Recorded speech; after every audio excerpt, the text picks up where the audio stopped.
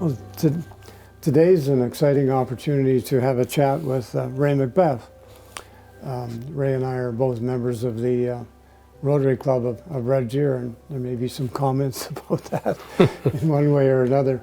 But Ray has, I think back to the 80s, has been associated with, attached to, and a significant central person in the history of communications in Red Deer, particularly the radio station, the TV station, and all the subsequent owners of the TV station, which now we don't have. So he's going to tell us a bit about some of that history, that story about how it came and how it went, unfortunately. But I'd like to begin with just a very short story.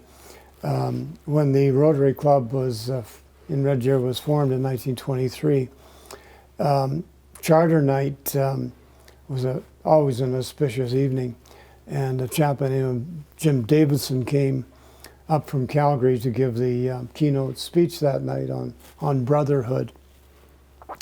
But as part of the program, they established somehow a direct connection. It must have been more than just telegrams back and forth, with a chap by the name of Ray Havens in Kansas. And at that time, Ray Havens was the president of Rotary International. So he brought along Rotary's greetings and congratulations, particularly since Red Deer was the smallest town at that time to have a Rotary Club in North America. It had a population of less than 2,500. So the communications, external as this one was, go back a long time. I guess I can personalize it very briefly in that I can recall with great trepidation, even though there was no video attached to it, my music teacher required us to participate in an hour-long program of her students.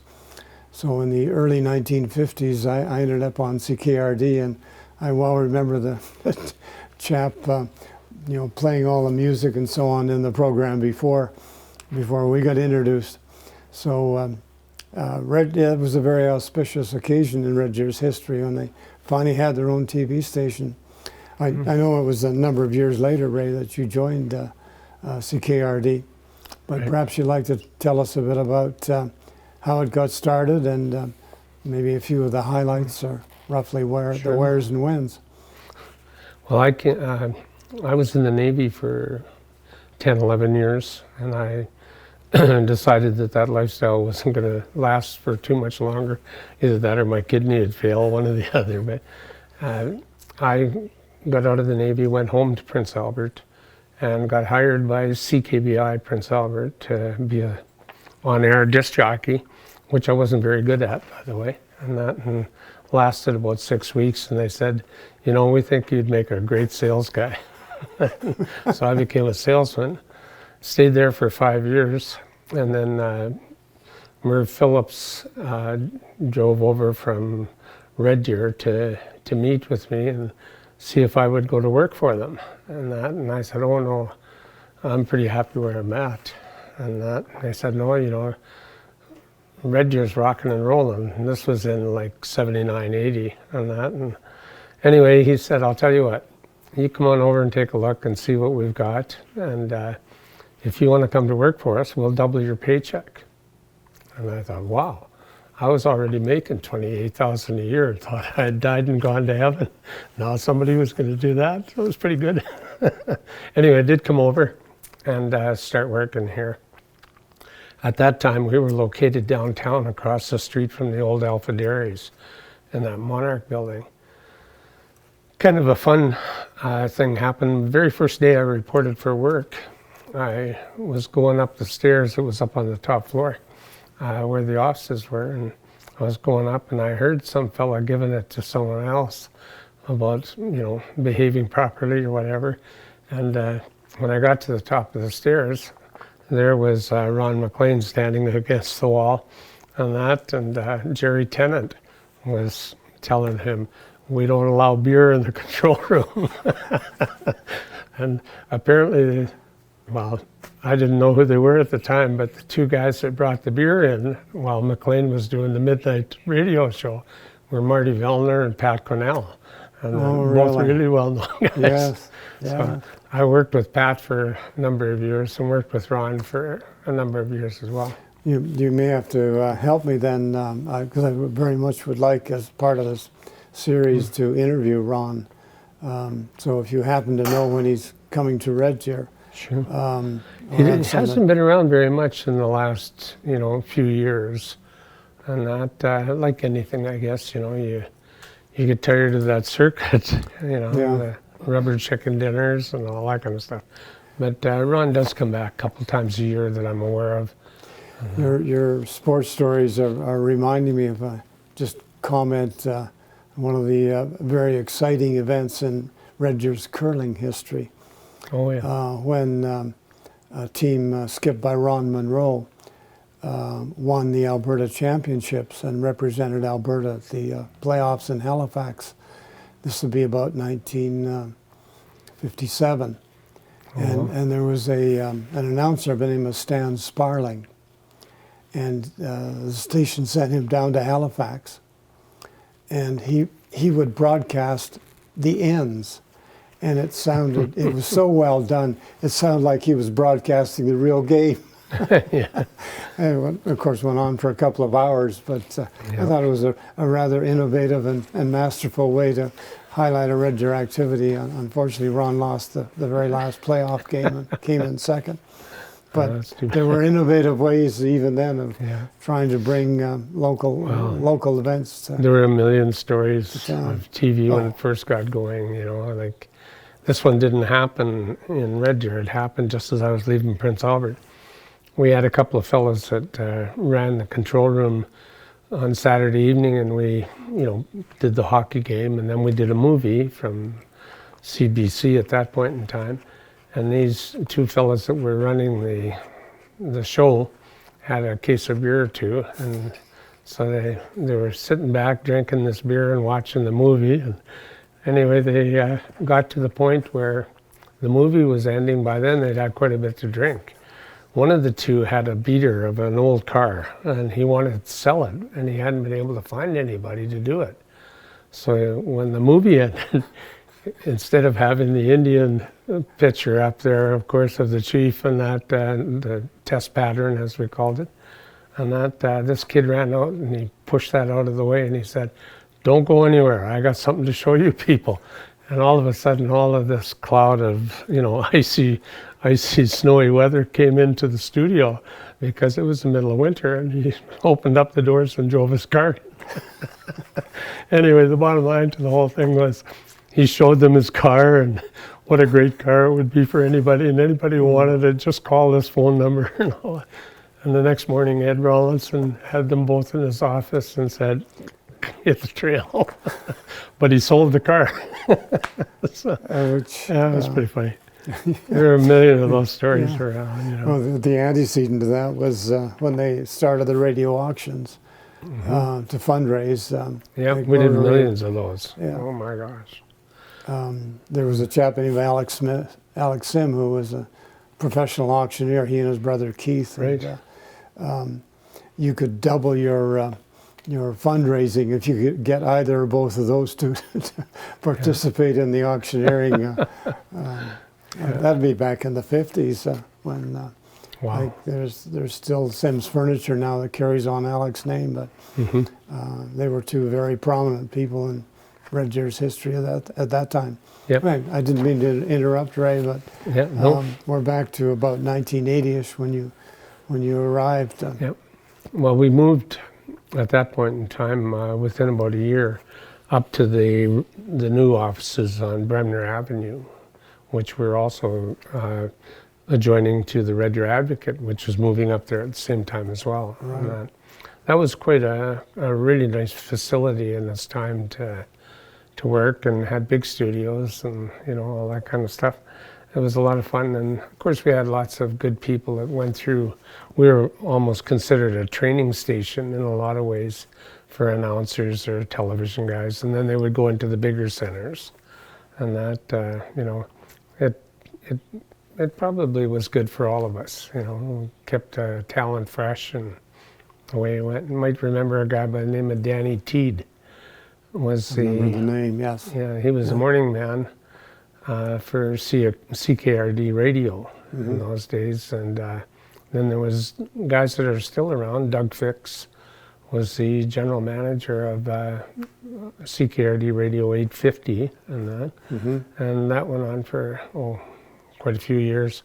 And then people started switching over to FM.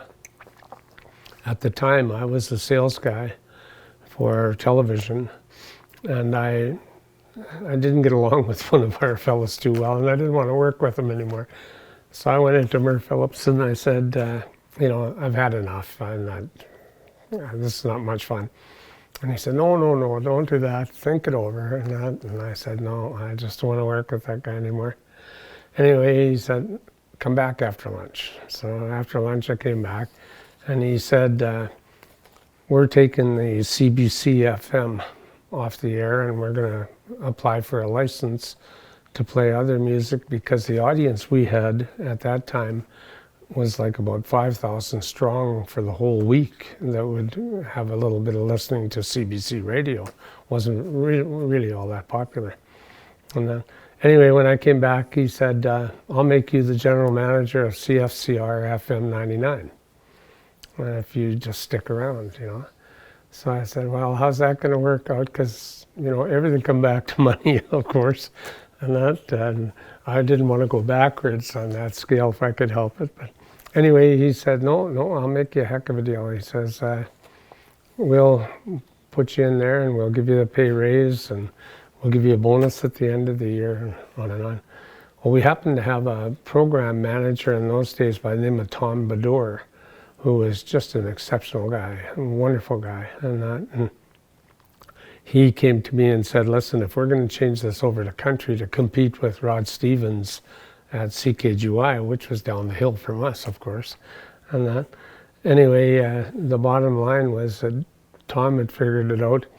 We need to go to country rock, and we'll just kill those guys. That was our big thing. And that. Anyway, we did go country rock, and the audience jumped from 5,000 to 23,000 in the first year. And we were the fastest growing radio station in North America for that one year. Was that still in the 80s? Pardon me? Was that still in the 80s? Yeah. Yeah. That was 80s, early 90s, I guess. They ended up selling CFCR FM to Rod Stevens at CKGY, and he gave them, if I'm not wrong now here, I think it was $1 million that he paid, and that made CKRD's books look pretty good to have that bottom line edition. And Rod took it over and then turned it into country rock, or into rock, and it's still rock today. But it was, you know, good times. You were then into just audio and FM broadcasting? That's right. And then what happened with your life and because you stayed in Red Deer, I believe. Oh, for sure. Yeah. Oh Lord, I'd have to almost go through my resume to show you everything. I stayed in TV, radio till almost 2000, I guess, at that point. Then I owned a business in town, computerized print company that didn't fare out all that well, to tell you the truth. But in the meantime, I then bought a business in Edmonton, and it was called Advantage Leisure Products, and it was wholesale supply for swimming pools, hot tubs, and all of that. But I always stayed in Red Deer as a residence, so I'd be on the road by 5:30 in the morning, and go to work in Edmonton, and then come back, and I enjoyed it. You know, the radio business was fun and exciting, but being in a different lifestyle was kind of neat. You know. Well, did you ever come back to the radio and TV field Yep. after that? I did, yeah. I forget what happened to make that happen, but in mid-90s, the town had brought in a new general manager and president of RDTV and all that. And so he got a hold of me and said, hey, listen, why don't you, instead of driving up and down the highway, why don't you come to work for us? And that. And so I went for 4 or 5 years with them and that. And at the same time, I was the executive director of the David Thompson Health Region Foundation. An old friend of yours and mine, Don Lobman, was the chairman of the board and had a lot of Rotarians on that board. Yeah. Guys like Grant Edmonds and a number of people that way. So he stopped me at the country club one day and he said, what are you doing? And I said, oh, I'm just working up in Edmonton, back and forth. He said, I need a favor. Well, I knew Don from Saskatoon. He had the Canadian Tire store in Saskatoon. And a very good friend of mine by the name of Grant Wallace had the Canadian Tire store in Prince Albert. And then Doug Lindsay and a number... His partner, Yeah, partner. And Red Deer, yeah. As a sidelight, you couldn't have a partnership in those days. They had done it behind doors, sort of thing. So Doug and Don were partners, and they were running Saskatoon. And they were doing really well. And the corporation found out that they had a partnership, and they said no. So they flipped a coin, and Doug Lindsay got Moose Jaw. He got the store in Moose Jaw, and Don Lobman sold out and got the store in Red Deer. Well, that was wonderful, except for Doug couldn't make any money in Moose Jaw. The town just wasn't big enough to support a big store like that. So anyway, when Don Lobman decided to retire, there was a little discussion going on, and next thing you know, Doug Lindsay popped up to run the Red Deer store. So that's just different. But it was really interesting life, with those guys. But Lobman, of course, they had both been very senior members of the Canadian military. Oh, absolutely. Which is where their friendship Don Lobman started. was the Lieutenant General of the Air Force, and Doug, I think, got up to a colonel rank, if I remember correctly.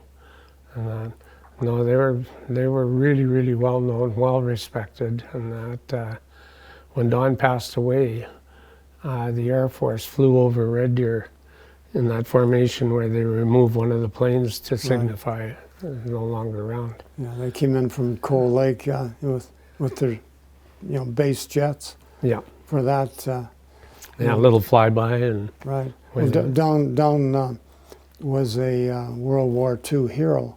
Yes. In terms of kills or shoot downs. 17, I think, if I remember correctly.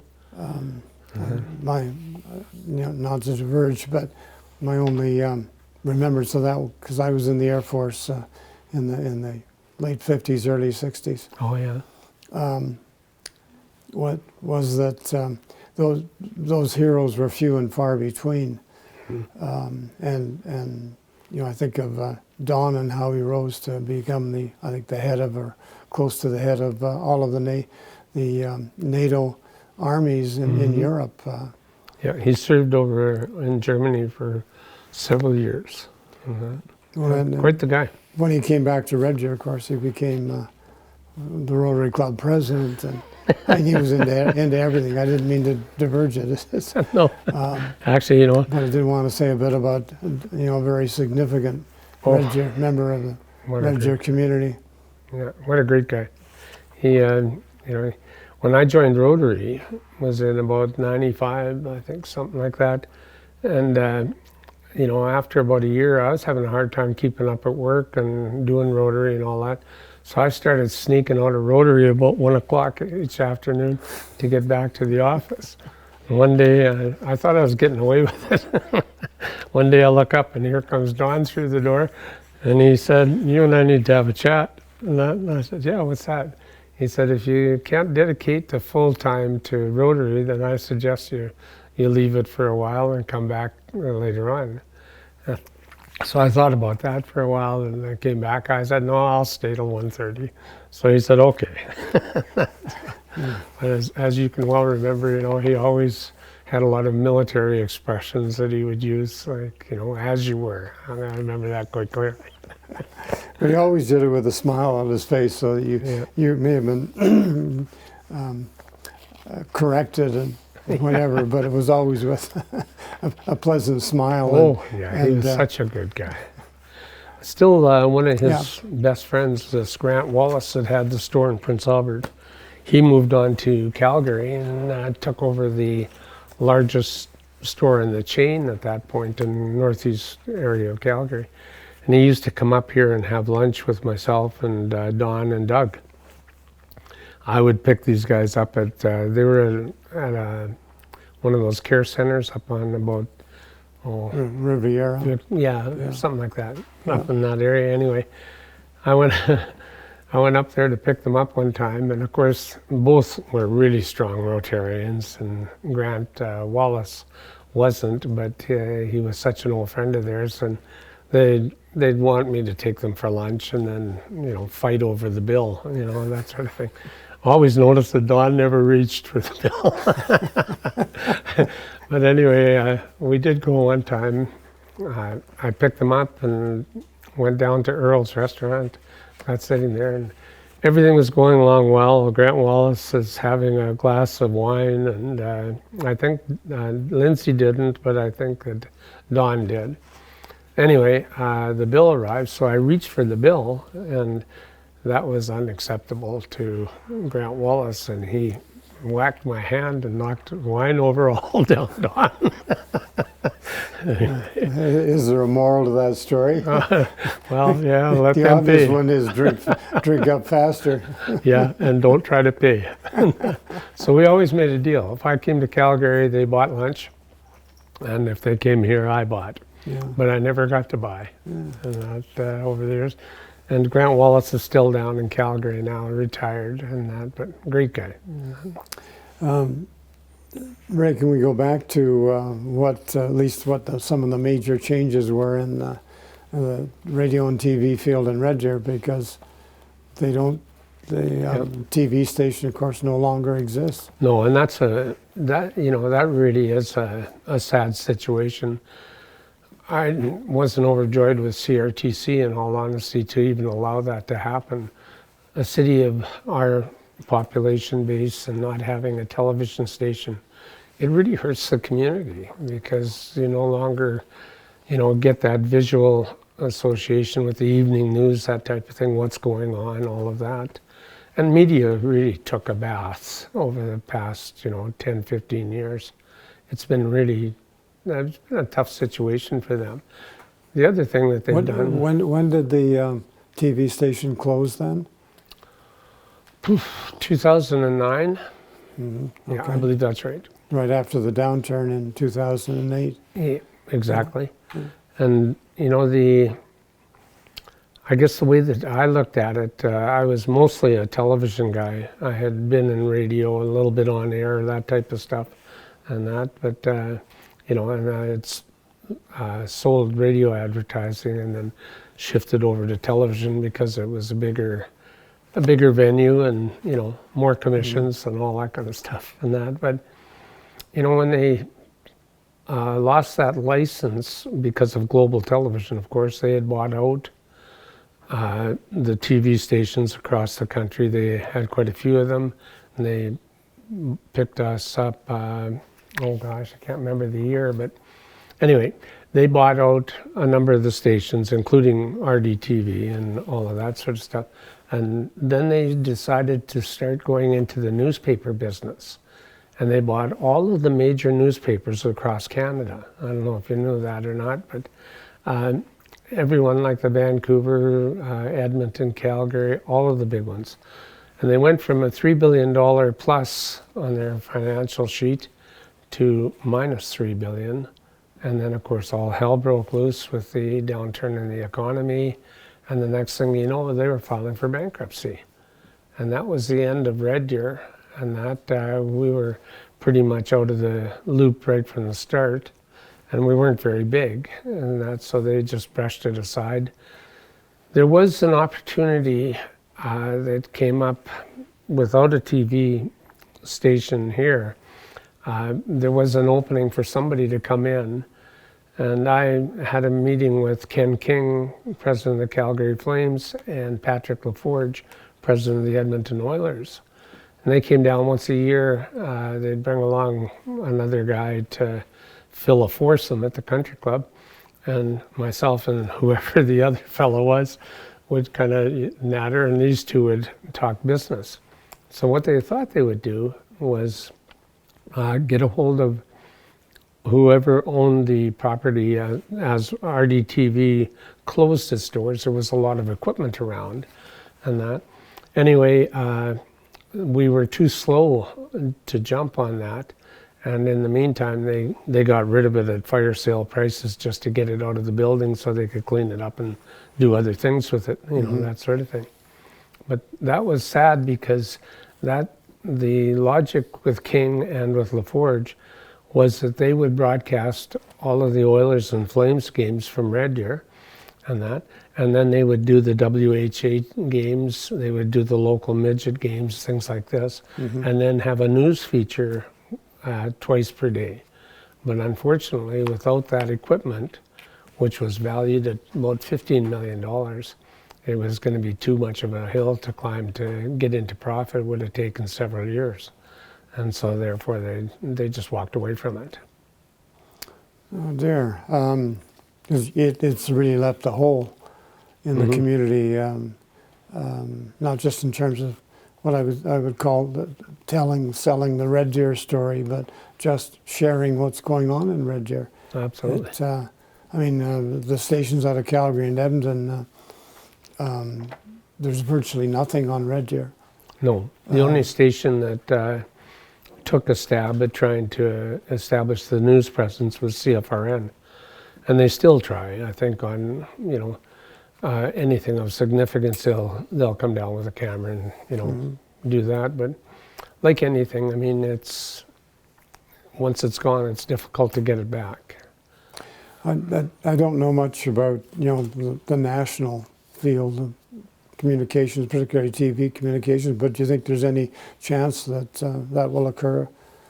They will resurrect the Red Deer will become large enough? The way things are changing today, it's one day you're here and the next day you're gone, sort of thing. And it's an expensive proposition to open up a television station, especially today, and try to compete in that marketplace.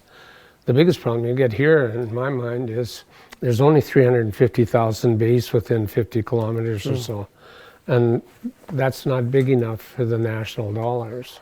They can cover that off quite easily just by advertising on Calgary or Edmonton, so it's unfortunate.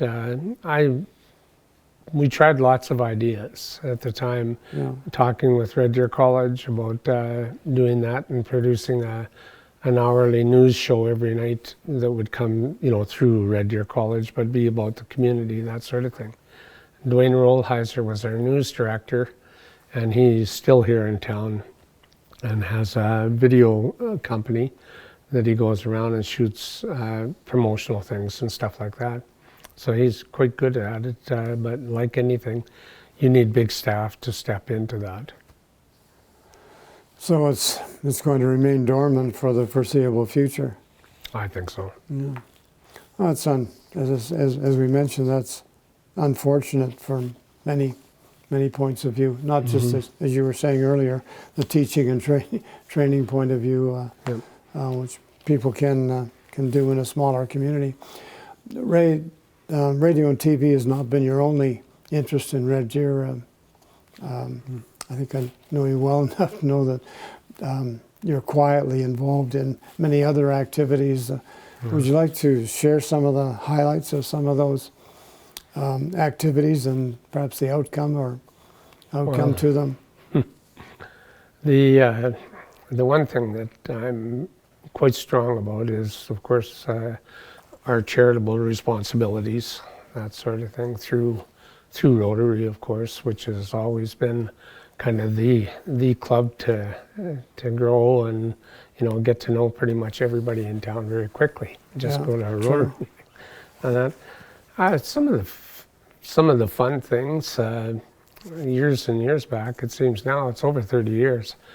I had this idea with, we could do a fundraising project through Rotary that would make substantial money and get the club kind of back on its feet. Because in the 90s, it was a bit of a struggle for a lot of things. And Jim McPherson had come to me and said, he was club president, and he said, you know, can you put together a fundraising idea for us so that we can stop the stag that was happening in the spring? Because the ladies were very unhappy about that.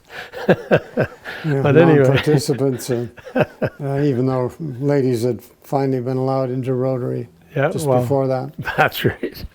Anyway, bottom line to it was that I had this idea, and it was always kind of funny for me because I thought that Hobima, I used to go up and through that when it was called that, not Masquachese now as it's known.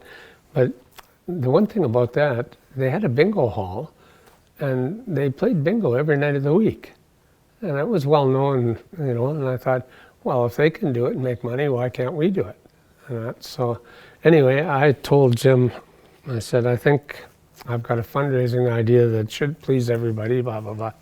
And I won't let it drag on too long. But anyway, bottom line to it is I needed a co-chair to help me out. And so one day we were going through the food line up at the Chinese restaurant downtown, the Club Cafe. And here's young John Donald coming up beside me. I didn't know John. I said, how you doing? How long have you been in Rotary? Oh, he says, I just joined, he said, a year or so back and that. I said, well, McPherson challenged me to come up with a fundraising idea. And what I'd like to do is I'd like to have a black tie bingo. And he said, what's a black tie bingo? I said, you know, just what it is. Dress up, great gourmet meal, all that sort of thing. But at the end of the evening, you're going to play bingo. And he said, sure, I'm in. So he became my co-chairman. So we went to the gym and we outlined how it would work. The kicker was that you would only get one card for bingo, but there were 5 prizes that had to be worth over $5,000 each. That was the big kick with it. And of course the meal, we went to the Capri and, you know, all of that sort of thing. Anyway, the club, they didn't quite know what to think about that. And the older guys sure as heck weren't not going to play bingo.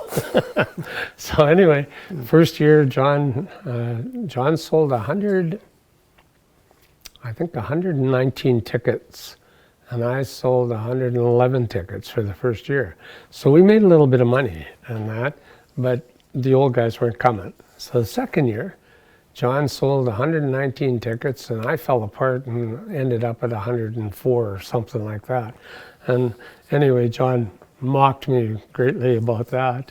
And I thought, well, this thing's going to go in the tank with that kind of attitude that people have of not wishing to play bingo, you know, sort of thing. So I went to Jim Foster, and I said, you older guys are causing the club to fail. Well, you didn't tell that to Jim Foster without him getting excited. And what do you mean by that? So I explained to him, I said, the old guys won't come and play bingo, but the prizes are worth $25,000, you know, like it's not small potato. And anyway, he said, well, I don't know what you want. He says, I'm not necessarily a big guy for playing bingo and that. And anyway, I said, well, if you don't, then we're just going to have to pack it in. Well, the next meeting that Rotary had, who stands up and says, point of order? And he says, I'd like to know why the senior members of this club don't support the junior members, blah, blah, blah. And he went after him. And the attendance jumped to 600. Stayed like that for, you know, several years. Yeah. I don't know how many years now it's been, but this year they took a hiatus from it, and that's just because of the COVID situation and all of that. But you know, that club raised huge dollars over the years, and I mean, you know it better than anyone. Like, Rotary's always been really good for this community. You're right in that sometimes those ideas have a challenging start and are challenged to continue. But that subject, not should we continue or not, comes up not infrequently. And I was interested in the last discussion of it, saying, can we come up with something different or fundraise better or make it easier to sell tickets or whatever? The answer was the wives wouldn't let us. they enjoyed so much getting dressed up at least once or twice a year. Yeah. And plus the fact that it brings so many people in the community together, and in the social periods you can meet people that you wouldn't see otherwise. Yep. No question. There's I've been lucky enough to be involved in quite a few of those events and over the years, and they've been a lot of fun. I have a listing of all the ones that I've been involved with as much as I could remember, sort of thing. But it's been an interesting time, Citizen of the Year was one of those programs that got dropped by the chamber, then got dropped by the city. We picked it up, and Jim Foster and I chaired that together, and did really, really well. But then, of course, over this past few years, everything has been much more difficult to handle. And Yeah. so it'll get back on its feet. It's just going to take time, I think. Yeah, unfortunately, the plaques at the bottom of the clock that tower in front of the courthouse have been removed.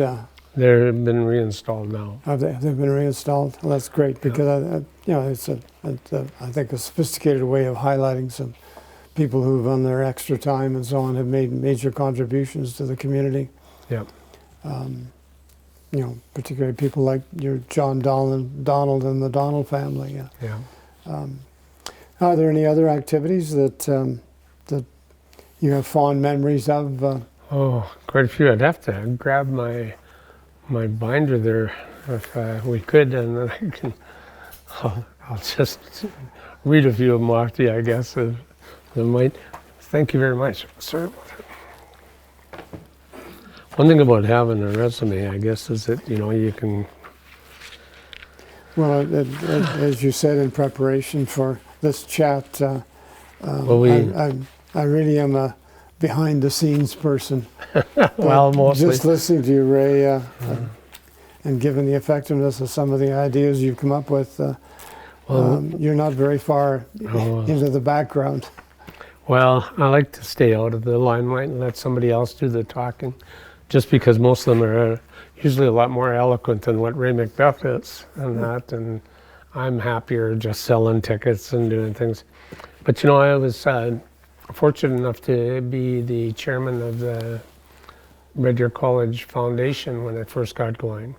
We had a fellow by the name of Dennis Crow was the original chair, and then I came in after he finished the first year. I came in and took over for 6 years or so. And we put together the college golf tournament and things like that. We had a member who was an auto dealer by the name of Chuck Easy, was a great guy, and that still around the neighborhood, and but he knew everything there was to know about a golf tournament, whereas I didn't, and kind of took me under his wing and helped us, figure out what we were going to do and what kind of money we could make.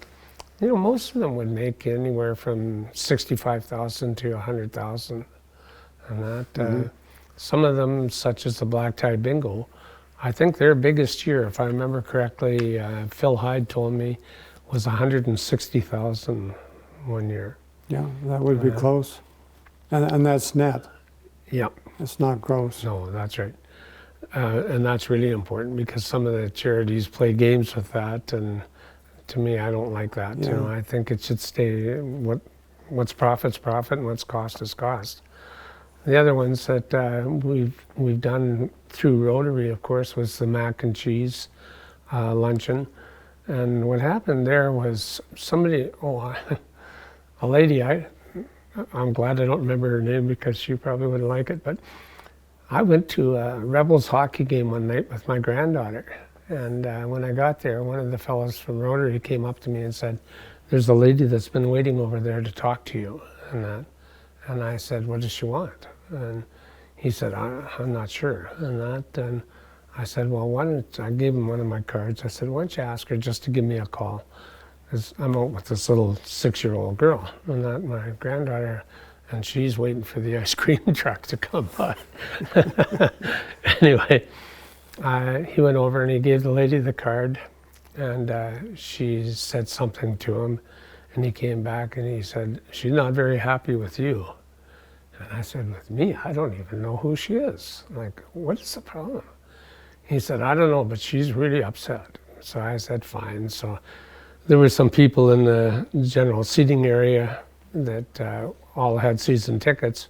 So I put my granddaughter with a couple of them, and they got her an ice cream cone, and I went over and I said, "I'm Ray McBeth, and I'm sorry I don't know your name." She said, "Yeah, well, I'm sure you couldn't be bothered with someone like me." And I, "What? I don't know what you're talking about." And she said, "Well, you help anybody else out, but why aren't you helping us out?" I said, "I don't know who us is. Like, why don't you tell me what this is all about?" She said, "The food bank, the shelves are almost bare. You haven't done a thing." And I said, "Well, this is not my job. This is charity work that I do, and I don't mind doing it, but, like anything, anybody who gets involved usually gets over their head, and I was certainly over my head. I had several things going at the same time." Anyway, I said, "I'll tell you what, I don't even know where the food bank is, but when I get a chance, I'll go up and take a look and see what you're talking about, see if I can get a grip on what it is the problem." Anyway, she said, "Yeah, well, we'll see if we ever hear from you," and away she went. And I thought, wow, that's pretty bad, that's pretty rude. But anyway, I was in Edmonton the next day, and I was leaving early to come back home. I don't know what was going on, but I thought, I'm going to stop by that food bank on the way home. And so I pulled in front, and it's up in the north end in a warehouse there. And I just sat in my car, and I watched, bus came, and this fella and his wife and 2 little girls got off the bus and went into the food bank. And I thought, wow, that's great, because now I can go in behind, take a look and see what this is all about. And, then at least I'll have done what I said I would do. Anyway, I went in and I took a look, and there was a lady working in there. And she said, "How did you get here to the family?" And they said, "On the bus. But we'll have to walk back because we don't have enough money for the bus to go home." And I thought, wow.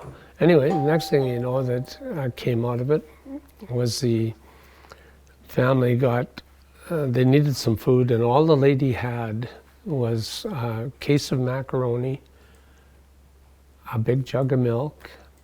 I can't remember if there was anything else. Anyway, it was very meager. And she said to them, "Come back on Wednesday. It's our biggest day for donations, and I'll make sure that we have a hamper for you." And so they were just grateful as ever. And she gave them a bus pass. She said, "Use this to go back and forth."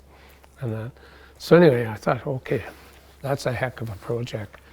So I went down, and, the beauty of Rotary, once you get into it and people realize that it's serious stuff and that you're going to raise the funds that you need for projects and stuff like that, our club helps out immensely.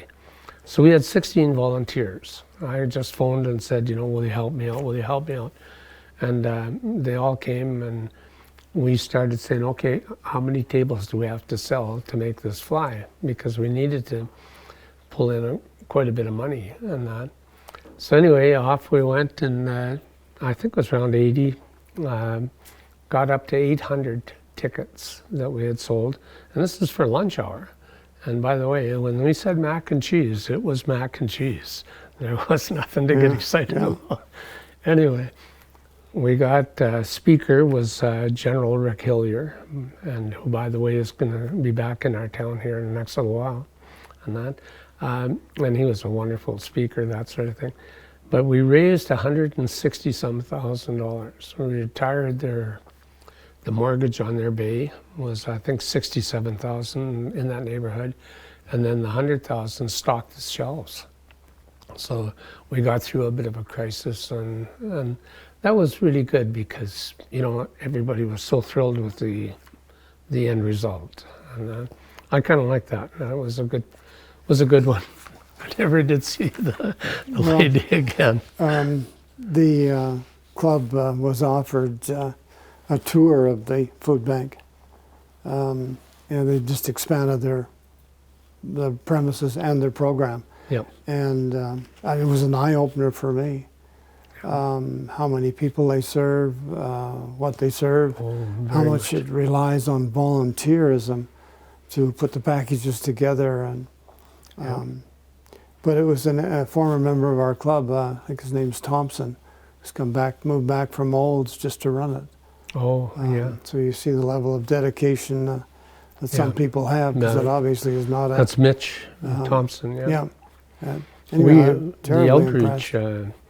The outreach has the bay right to the north side of the food bank. They did some switching around there to make it more convenient for the food bank, bigger space, all that type of stuff.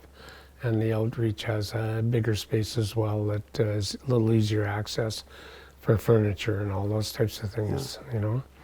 It's a lovely story. I mean, it goes back to the days when we used to grow potatoes for the food bank, and I think we still give them a check at the end of the year. Yeah, we do. Well, anyway, there's been other ones. The Ron McLean Foundation, and that we started that back when he got Hockey Night in Canada. Then the following year, I got a few guys together, Marty Vellner and Pat Grinnell, some of those hooligans, and that. And we put on, for 6 years, we had a Ron McLean Golf Classic here in town. Made significant dollars in that. But then it got to the point that the demands on Ron for his time were just too much for him to be able to keep coming back on an annual basis, sort of thing. And lots of those types of things. And as you mentioned, that wasn't the only foundation that you got involved with. I think that you were involved with the hospital as well. And you said you started that one. Yeah, or just about. It was fun, you know. Like, it was a good one. When I went up to the hospital, it was because of Don Lobman. He stopped me and you know, said, "What are you doing?" And I said, "You know, working, whatever." Anyway, he said, "I need you to help me out for 1 year," and that. And I said, "What do you want me to do?" He said, "Our executive director's pregnant." And I said, "I had nothing to do with that." Anyway, he said, "No, I'm serious." He said, "I need you to come and help us get through this 1 year period, and that's so that we don't lose traction on where we're going with the foundation." Right. And I said, "So what does he want me to do?" And he said, "I've ordered 1,000 cards for you." He said, "You ordered 1,000 cards for me? You never even talked to me." He said, "Because you're going to do this." And then anyway, I said, "What is it I'm going to do?" He said, "You don't even have to go in the office. You get a paycheck, you get 1,000 cards, and I'll pay your expenses for whoever you go to visit. But I want you to keep that foundation alive while this lady goes through her maternity issues." And I said, "Well, I'll think about it." He said, "No, Monday morning, you need to be there." Anyway, you know what Don was like. And that I went, and the idea was that I didn't even have to go in the office. Just spread these cards around and everybody'd be happy. Well, I was there about 3 weeks, and I said, "Man, this place is in trouble." And like, it really was. And that people were coming in and they were being so generous to the foundation. But, you know, it was, some of the things weren't just being managed the way they should. And the hospital had an executive director by the name of John Vogelsang. And he phoned me up and said, "I want to buy you lunch." I got so used to everybody telling me what they were going to do with my time, I just didn't even bother to argue anymore. And then went up and said, "That's fine." You know, so we went for lunch, and he said, "You guys got to pay your bills." And I said, "I don't know what you're talking about." And he said, "The bills from the foundation. You've gone out, you've done all of these projects, raised all this money, but you haven't turned the money over." Well, I said, well, I'll have to go and find out. I'm not sure. I don't know. So anyway, I phoned Grant Edmonds, who was our treasurer, and I said, I just had a conversation with John Vogel saying, not very happy. And Grant said, what do you mean? So I told him that we hadn't paid any of those bills. He said, sure we did. He says, we passed it in the minutes. And that. So anyway, I said, well, I'll get a copy of the minutes and take a look, but John hasn't received any of this $2.5 million. And anyway, Grant said, well, whatever. I said, no, you better come over here and have a talk, because I was scared of being over my head.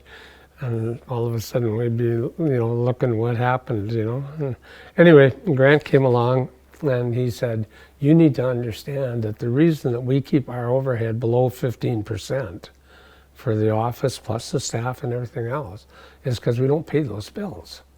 Till they start squawking, we don't pay the bills. And we've got the money invested. So anyway, I said, well, you get a chair and sit down and I'll give you the numbers and you write the checks because we're not doing that.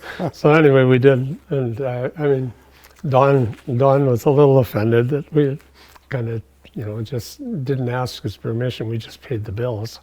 But he loved the idea of getting the interest and knocking down the overhead. Made them all feel like they were doing great. If there's a will, there's a way, but sometimes the ways are not quite copacetic. Yeah. So anyway, there's always been lots of those events in Red Deer. And that we got great people here. People support everything. And you got to admit that that's one of the beauties of living in a city this size. You get to know most of the people, and in return, most of them support the cause. And it takes not only a willing heart, but informal leadership to make it happen. Because a lot of it's done on our extra time. Yeah, for sure. But that's certainly one of the hallmarks of Red Deer and continues to be. And I think people in Red Deer can look forward to more of that. Ray, it's been a great pleasure to chat with you and go over some of these stories that I'm passingly familiar with, and now I'm much more intimately familiar with, and particularly your quiet thread through a large number of local organizations, starting with the communication field. But thank you very much for joining us, and we'll look forward to getting your feedback when we get the opportunity to put it up on Sean. You can see yourself live. I don't know if we need that. Anyway. Oh, great.